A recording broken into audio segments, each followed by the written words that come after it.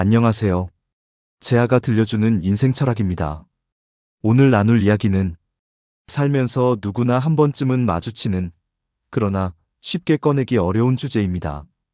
시어머니가 진짜로 싫어하는 며느리 유형. 이 말만 들어도 마음이 무거워지는 분이 있을 겁니다. 어떤 사람은 시댁에 가는 길이 늘 불편하다고 말합니다.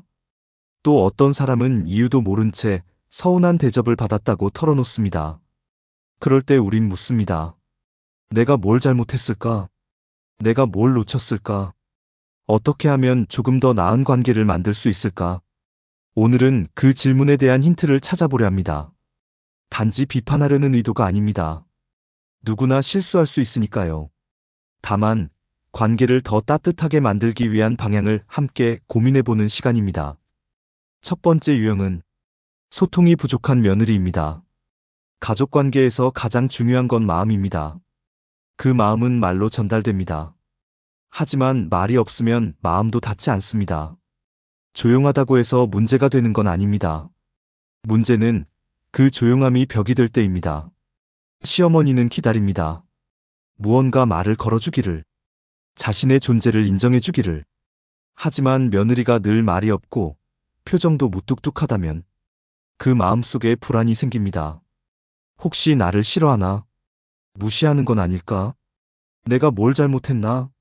그렇게 오해는 자랍니다. 그리고 관계는 서서히 멀어집니다. 소통이라는 건 거창한 게 아닙니다. 한두 마디면 충분합니다.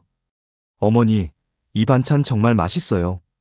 오늘 날씨가 참 좋네요. 혹시 이 요리, 어머니 비법 있으세요? 이런 말들은 짧지만 따뜻합니다. 그 짧은 대화가 관계를 움직입니다. 심리학 연구도 이를 말합니다.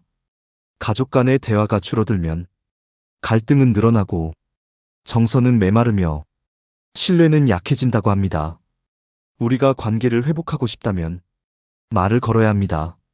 아주 작은 말 한마디로도 온도는 달라질 수 있습니다. 두 번째 유형은 경계를 모르는 며느리입니다. 가족이라고 해서 모두에게 다가갈 수 있는 건 아닙니다. 적당한 거리라는 게 있습니다. 그 거리 속에 예의가 있고 배려가 있으며 신뢰가 숨쉬고 있습니다. 시어머니는 이 균형을 원합니다.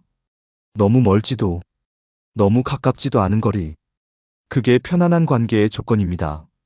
어떤 며느리는 모든 걸 공유하려 합니다. 부엌을 자기 집처럼 쓰고 집안 물건을 허락 없이 정리하고 시어머니의 방에 함부로 들어가기도 합니다. 물론 마음은 편하게 대해드리고 싶었겠죠. 하지만 시어머니는 불편합니다. 마음의 준비가 안 됐기 때문입니다. 경계를 지키는 건 거리두기가 아닙니다. 그건 존중입니다. 상대의 세계를 인정하는 태도입니다. 이건 철학적으로도 의미가 깊습니다. 우리는 각자 다른 삶을 살아온 존재입니다.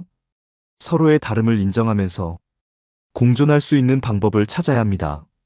가까이 다가가기 전에 한 번은 물어보는 겁니다. 이거 제가 해도 될까요? 어머니 괜찮으세요? 그 짧은 질문이 상대의 마음을 편안하게 해줍니다. 작은 팁을 드릴게요. 첫째, 시댁의 물건을 만질 때는 먼저 물어보세요. 둘째, 말투는 언제나 부드럽게, 농담도 조심스럽게. 셋째, 친근함도 조절이 필요합니다. 너무 스스럼 없이 다가가는 건 오히려 부담이 될 수 있어요. 이제 마지막입니다. 세 번째 유형, 책임감이 부족한 며느리입니다. 가정은 작은 공동체입니다. 서로가 서로에게 기대고 서로의 역할을 다하면서 굴러가는 사회입니다. 그 안에서 책임감은 신뢰를 만드는 재료입니다. 약속을 지키는 사람은 믿을 수 있습니다. 말과 행동이 일치하는 사람은 존중받습니다. 하지만 책임감이 부족한 사람은 자주 늦고 해야 할 일을 미루며 작은 배려를 소홀히 합니다. 시어머니는 이런 모습에 속상해합니다. 기대한 만큼 실망하게 되죠. 책임감은 거창한 게 아닙니다. 작은 약속 하나, 정해진 시간 하나, 그걸 지키는 것부터 시작됩니다. 예를 들어 12시에 갈게요 라고 했으면 정말 12시에 도착하는 겁니다. 제가 설거지할게요 라고 했다면 정말 말없이 일어나는 겁니다. 그런 일상이 쌓이면 믿음이 됩니다. 믿음은 시간이 지나도 흔들리지 않아요. 철학자 칸트는 말했습니다. 진정한 도덕은 의무를 다하는 데 있다고요.